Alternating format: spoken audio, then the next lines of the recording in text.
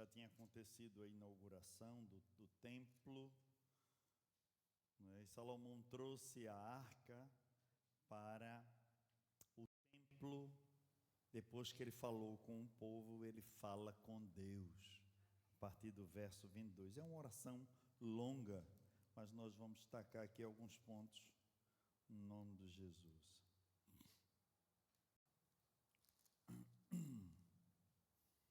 Verso 22 diz assim, os irmãos quiserem ler por aqui, ó, a letrinha é maior aí.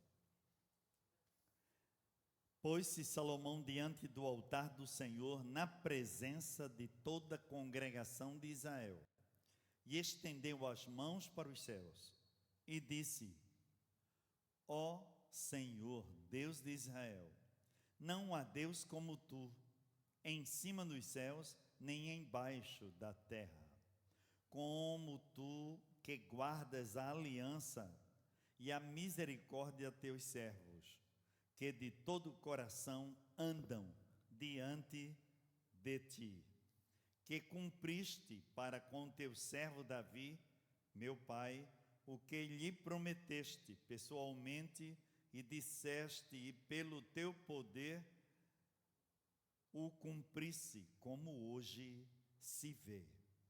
Agora, pois, ó Senhor, Deus de Israel, faze a teu servo Davi, meu pai, o que lhe declaraste, dizendo: não te faltará sucessor diante de mim, que se assente no trono de Israel, contanto que teus filhos guardem o seu caminho, para andarem diante de mim, como tu andaste. Amém? Glória a Deus. Amém? Amém. Glória a Deus. Podem sentar, queridos. Glória a Deus.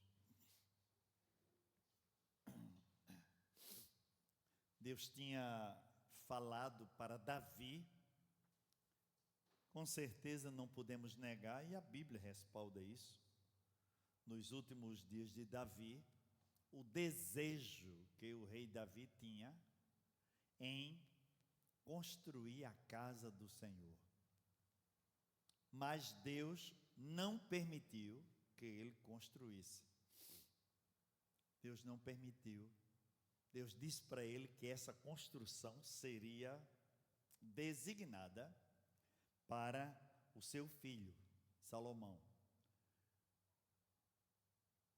Mesmo assim, Davi participou de todo o projeto, não é? Das plantas, está escrito aí nos anais de Reis e Crônicas. Participou do projeto, tudo. Aí Deus disse: tu não construirás, porque as tuas mãos lutaram e tu és homem de sangue.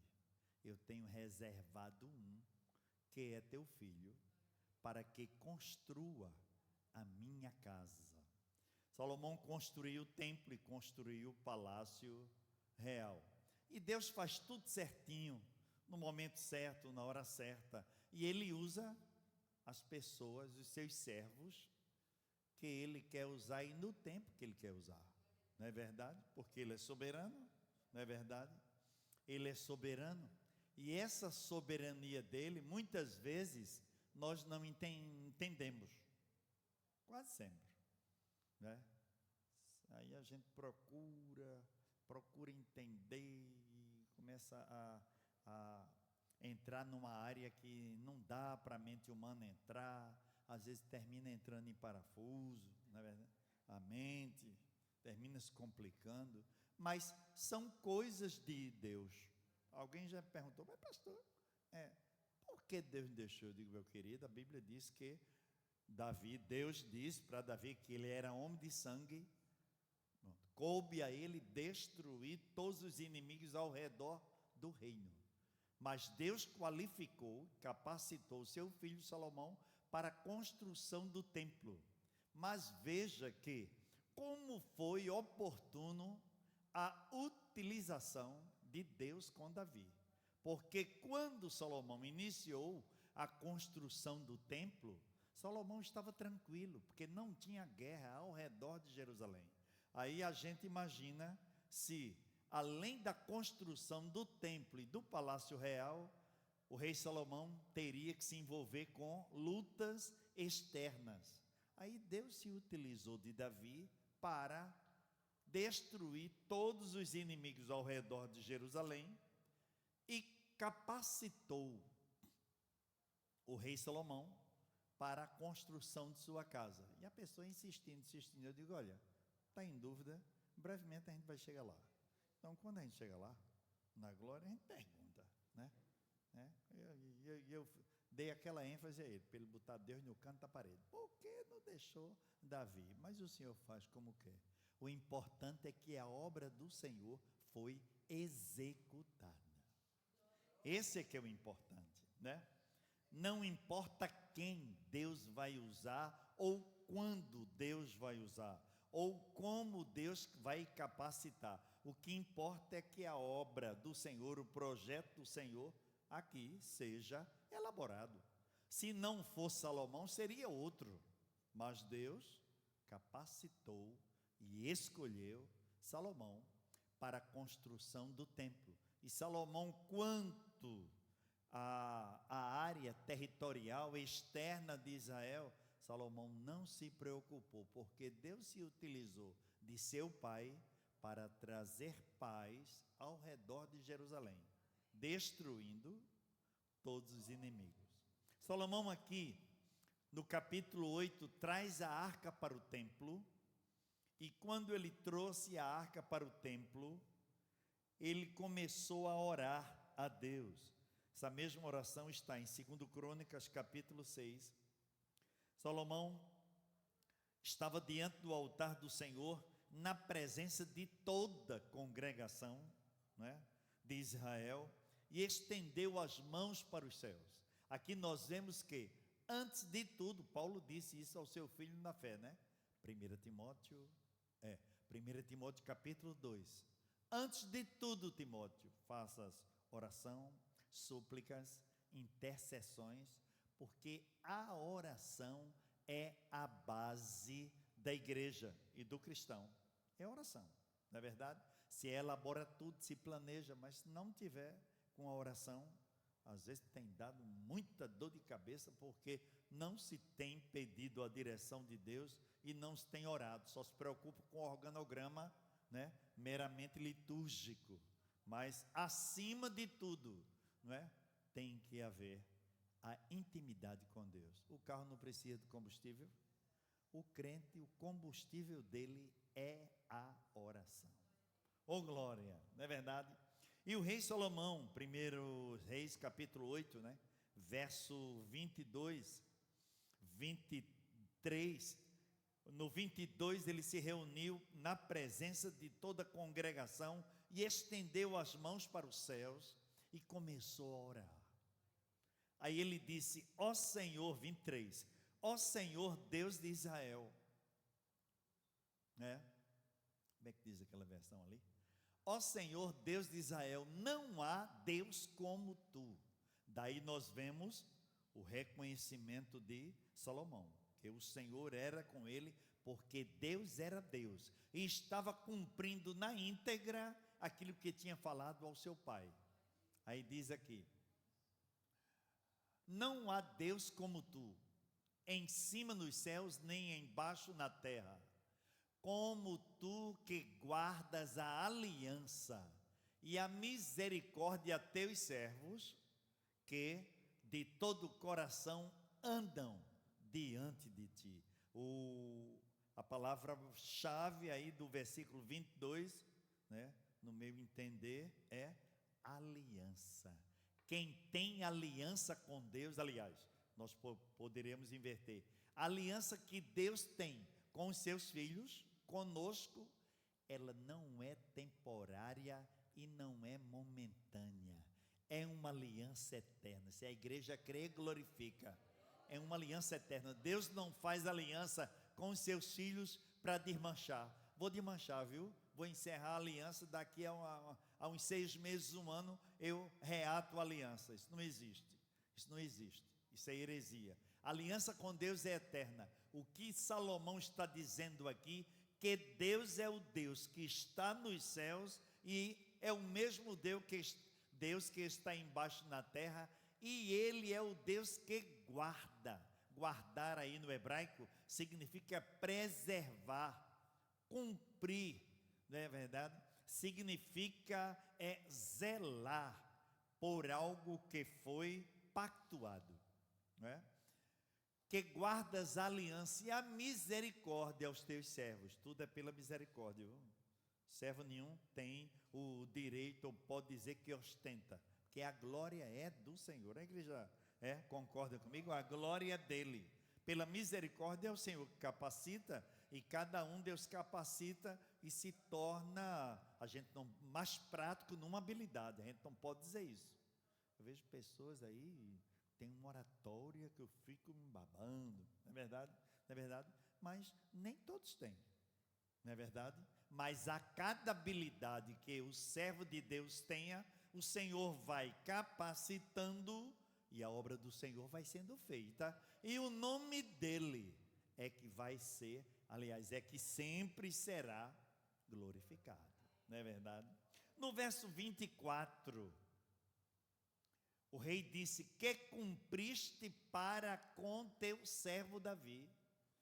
A oração de Salomão, ele está apresentando a Deus, podemos dizer assim, de uma forma retroativa, a genealogia, falando do seu pai.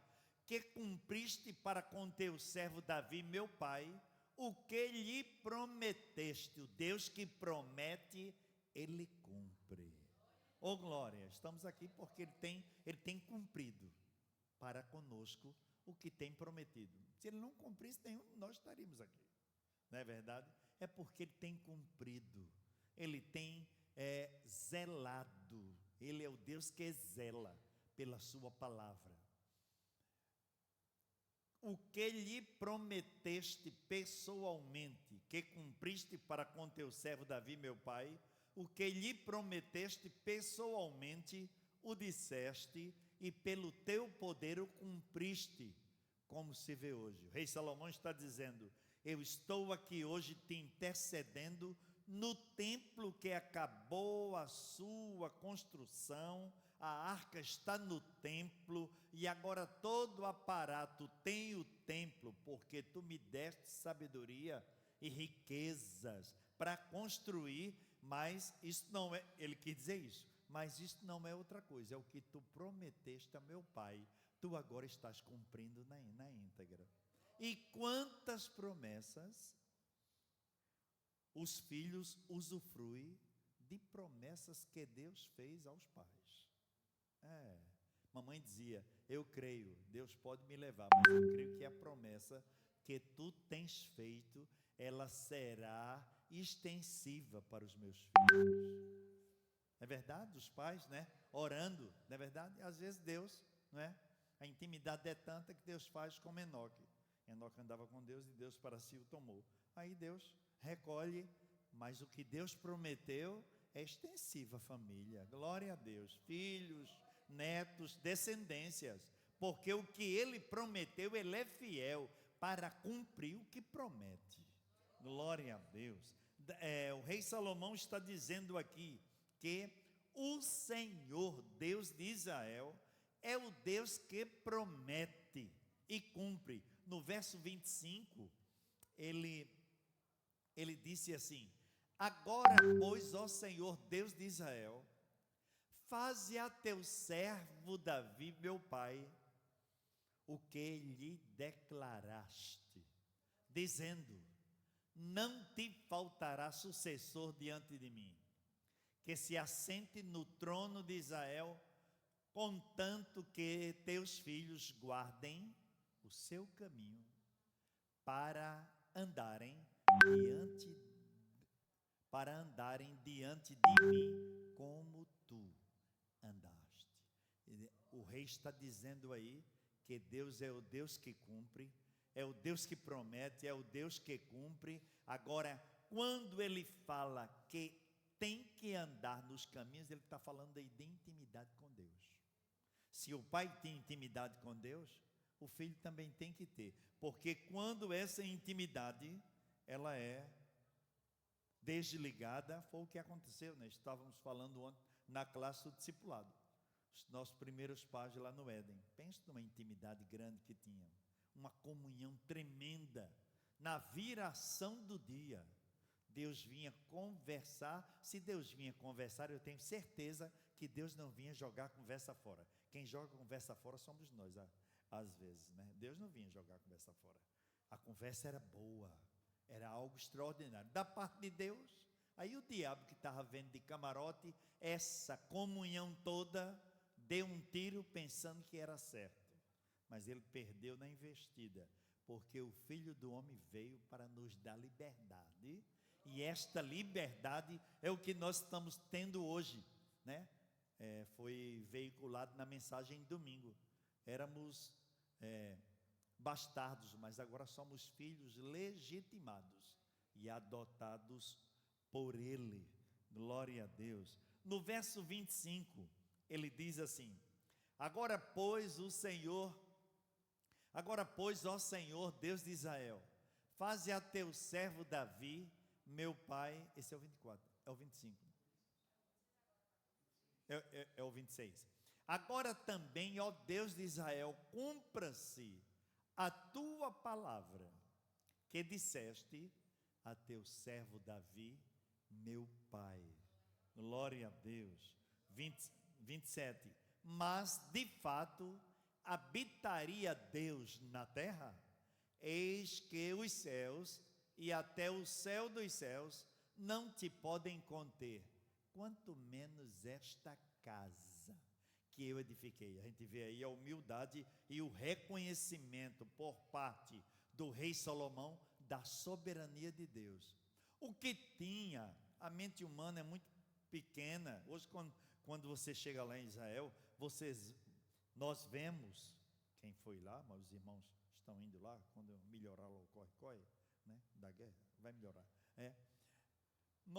O que nós vemos hoje são as ruínas desse templo, mas mesmo as ruínas é uma coisa fantástica, da proporção. Imagine esse templo na época do rei Salomão, a proporção do templo. Até a rainha de Sabá cometeu uma gafe, coitada.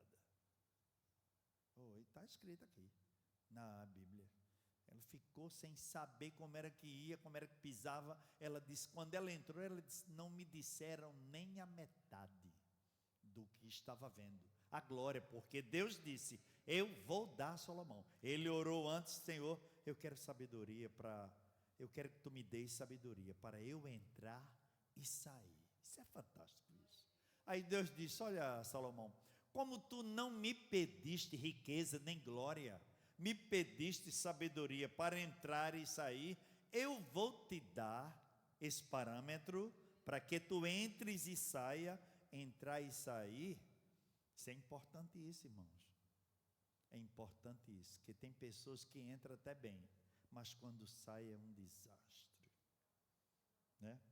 É um desastre. Ao invés daquela música parabéns, a turma coloca aleluia de renda. Aleluia, aleluia, não é verdade? Aquela aleluia de renda. Mas o certo é impedirmos ao Senhor entrarmos na glória e saímos na soberania do Senhor. Não é verdade? Fulano entrou aqui, chegou, saiu, chegou o tempo, mas era um homem, uma mulher, um jovem de Deus. A vida, as obras marcam. Isso é importante isso. Aí Deus disse: vou te dar isso aí, e além do mais, te darei riquezas, te darei glória, que em nenhum outro vai ter, somente tu. Mas por quê? Isso aí a gente tem que perguntar a Deus, né? Foi Deus quando Ele quer dar, Ele dá, porque Ele é soberano. Uma vez perguntaram a mim, não dá para entender, como era que o cara em 1945 vendia cachorro quente na Marquês de Sapucaí. O senhor Abravanel, traduzindo Silvio Santos, né? Eu digo, e Deus é o Senhor que abençoa. Não dá para entender, Filipe, um dos homens mais ricos do Brasil. Eu digo, Deus é o abençoador, e a bênção está com Ele, e Ele dá a quem Ele quer. a bênção é dele, a glória é dele. Glória a Deus. Por isso que Salomão pedindo a Deus, aí Salomão pediu a Deus sabedoria para entrar e sair. Deus disse: eu vou te dar riquezas, glórias, magnitude, eu vou te dar. Aí nesta oração, Salomão reconhece que esse templo suntuoso que era, é muito pequeno para conter, numa força de expressão falando, Deus. Que Deus é o Deus que habita nos céus e habita na terra. Quando ele disse: eis que os céus e até o céu dos céus não te podem conter, quanto menos esta casa que eu edifiquei. Aí ele diz em 2 Crônicas, capítulo 7, esta casa será chamada casa de oração. Oh glória! É 2 Crônicas 7. 2 Crônicas 7. Quando, não é verdade, ele orando sabia que o Senhor é o Deus poder. Primeiro aqui. 2 Crônicas 7. Ele tinha certeza de que Deus estava na sua casa. 2 Crônicas 7, verso 12.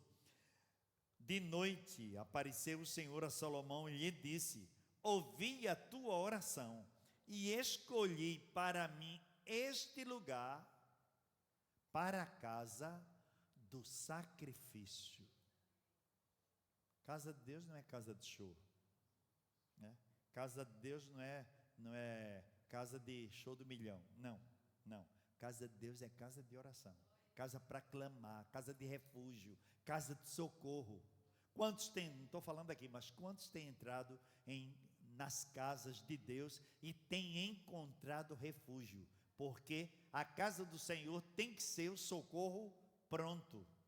O de lá da Agamenon falta gás, e às vezes falta esparadrapo, falta tudo. Falta médico, falta um bocado de coisa. Mas a casa de Deus tem que ser o socorro pronto. A igreja glorifica o Senhor por isso.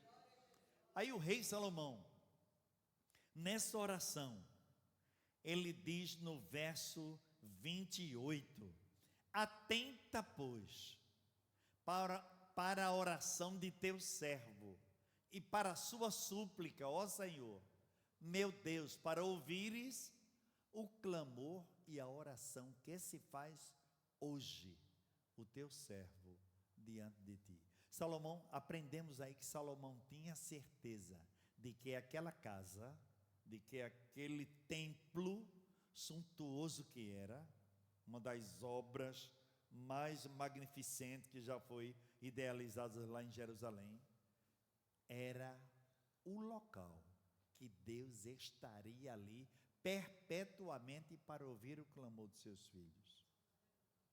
Bom seria que em toda casa a gente pudesse dizer isso. É lamentável, mas Jesus está voltando, tudo tem que acontecer. Ele está voltando. Se não acontecesse, as escrituras não estariam se cumprindo, né? Não é verdade? Nada é novo, não, tudo aqui está se cumprindo na íntegra, não é verdade? Né? E alguns deixando a priori de ser casa de oração para ser uma casa com outro propósito. No verso 29 está escrito aqui: para que os teus olhos estejam abertos noite e dia sobre esta casa, sobre este lugar, no qual disseste, o meu nome estará ali, para ouvires a oração que o teu servo fizer neste lugar. Verso 29. E nós temos a certeza, né? A gente ora em casa, em qualquer lugar a gente ora, né? Que a primeira igreja é a nossa casa, não é verdade? A gente ora lá, mas quando chega aqui, quando eu falo, eu estou dizendo aqui, mas né, irmãos de todo mundo, o corpo de Cristo está composto em todo mundo. Aonde chegar, às vezes a luta, né? A luta estamos passando um período do aperto, como disse o salmista no Salmo 66, passando pela água e pelo fogo, mas quando a gente chega na casa do Senhor, começa a orar. E lá em 1 Tessalonicenses, Jesus disse, aliás, Paulo disse para a igreja em Tessalônica: orai uns pelos outros, porque a oração tem poder. Aí Deus ouve dos céus, Isaías 59, eis que a mão do Senhor não está encolhida, nem os seus ouvidos agravados, para que não possa ouvir o clamor. Isaías 58, 9, clamarás, né? Clamarás e o Senhor te responderá, gritarás por socorro, e Ele te dirá, eis-me aqui. É na casa do Senhor, aonde na verdade a luta é grande, para a gente pegar sozinho. Irmãos, me ajudem em oração, estou precisando de oração, vamos nos reunir aqui, vamos dar as mãos, se não der mão, vamos nos ajoelhar, não é verdade? Quem tem mais uma flexibilidade, se ajoelhe, quem não tem, fica em pé, quem não tem, fica sentado, mas o direcionamento é um só, o trono da glória. E a gente começa a clamar: Senhor, a tua filha, o teu filho está te pedindo porque crê. Nós cremos também. Atenda, responda, socorra. Não é verdade? Quantos irmãos têm agradecido aqui, né? Vitórias, né? Que humanamente falando estava complicado, mas cremos num Deus que descomplica. E Ele ouve. Glória a Deus. Então, é verdade, Deus dizendo aí ao profeta para dizer ao povo: então clamarás e o Senhor te responderá. Deus ainda falou numa intensidade maior: gritarás por socorro, e Ele dirá, eis-me aqui. Se tirares, o pré-requisito agora, se tirares do meio de ti o jugo, o dedo de ameaça e o falar injurioso, aí deixa com Deus, que Deus faz o resto. Aí basta você clamar ou até gritar, porque o Senhor está ouvindo. Oh glória! Salomão tinha esta convicção, ele tinha essa certeza, quando ele disse no verso 28, atenta para a salvação, a oração do teu servo. No verso 29, foi o que nós lemos, né? O 29, no 30 ele disse: ouve, pois, a súplica do teu servo. Veja bem que súplica é diferente daquela oração, não é verdade? Que às vezes a gente nem deixa chegar na mesa, o pão ainda está na chapa assando, mas a gente vai logo, né? Orando, sentindo o cheiro do pão para tomar café e sair para trabalhar. Súplica é algo intenso, é um clamor intenso, bem mais intenso. Ouve, pois, a súplica do teu servo e do teu povo de Israel. É importante esse versículo aí, que nós vemos que o rei Salomão não se reporta só para si. Olha, Senhor, quem está te clamando sou eu aqui, viu? Ele, como rei, como soberano, talvez dissesse até assim, mas ele não disse assim não. Ele disse: Senhor, ouve, pois, a súplica do teu servo, a minha súplica, e do teu povo, e de todo o teu povo de Israel, quando orarem neste lugar. Sabe por que o rei Salomão disse isso? Porque o templo ele construiu na gestão dele, mas o templo não era dele, era do Senhor. Você vai glorificar a Deus por isso? Não é verdade? O templo é do Senhor. Quem chega, se prostra, clama e crê, Deus no tempo atende. Pastor, vai ser amanhã? Não posso dizer que é amanhã. Quem vai dizer a data é Deus, porque Ele é soberano, né? Tem irmãos que é agraciado, recebe logo, ligeirinho. Não é verdade? É uma graça. Já tem outros que demora. Quer dizer, demora, a gente diz assim, mas Deus sabe o porquê do prazo. Não é verdade? Mas o rei Salomão disse: ouve a súplica do teu servo e do teu povo de Israel, quando orarem neste lugar. Ouve do céu, ouve no céu, lugar da tua habitação, ouve e perdoa. Isso é lindo, isso aí, não é verdade? Então nós vemos nesta oração longa, o rei Salomão, ele começa a orar. Veja agora que ele apresenta ele, mas já apresentou o povo, no versículo 30, não é?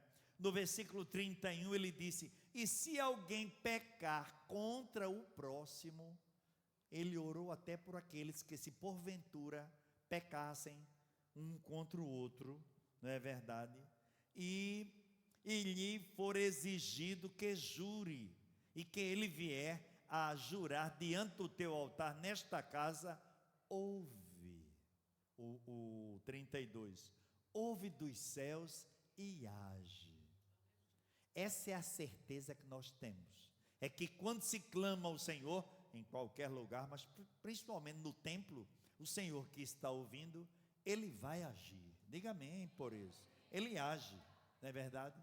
Ele age, e Ele age com aquelas respostas, não é verdade?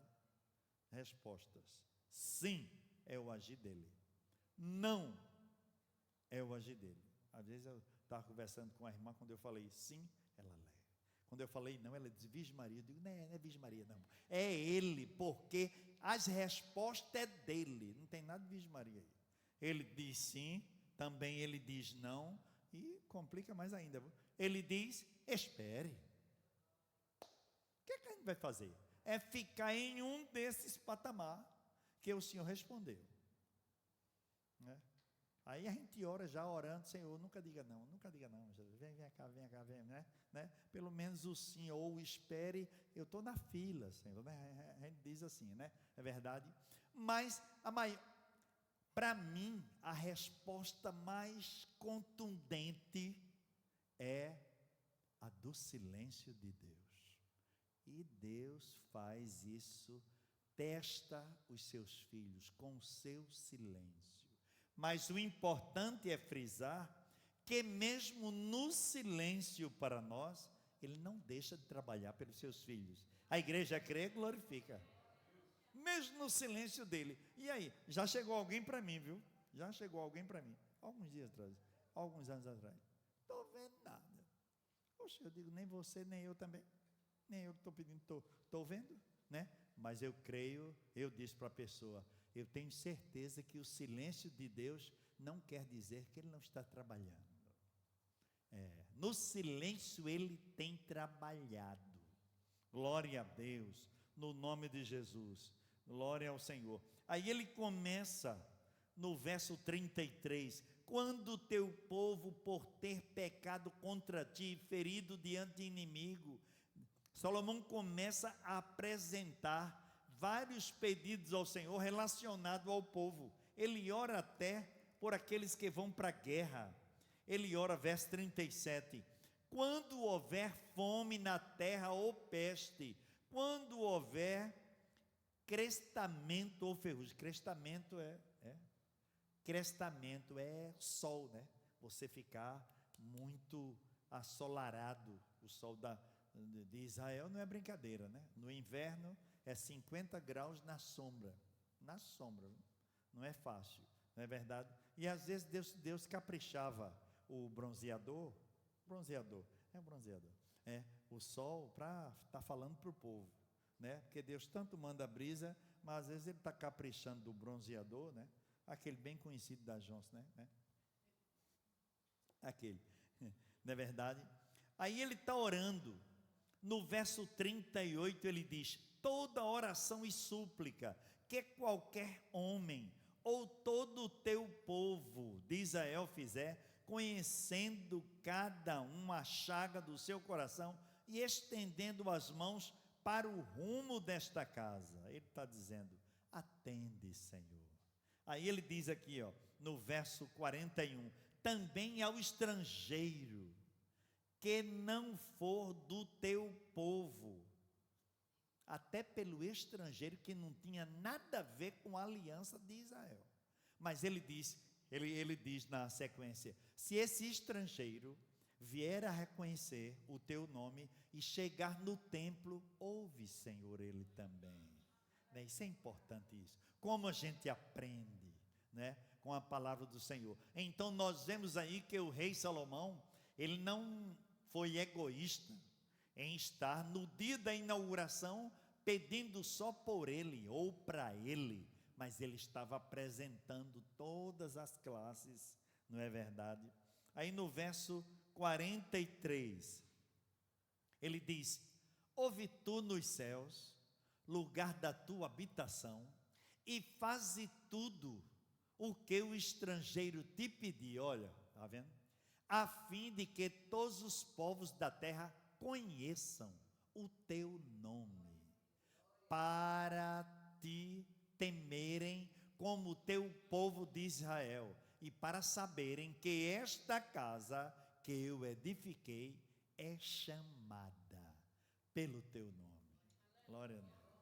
Oh, glória. Casa de Deus, ela tem esse compromisso. Casa do Senhor.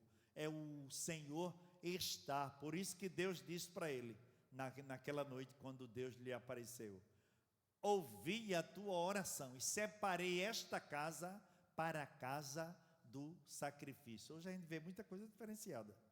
Vê shopping, né, dentro de igreja, quermesse, né, mas vão, quadrilha, mas vão pagar caro por aí. Porque a casa do Senhor, ela tem um objetivo de se adorar ao Senhor. A igreja concorda e glorifica, não é verdade? A gente sai aflito de casa, a gente sai: Senhor, vem cá, preciso de ter um momento contigo.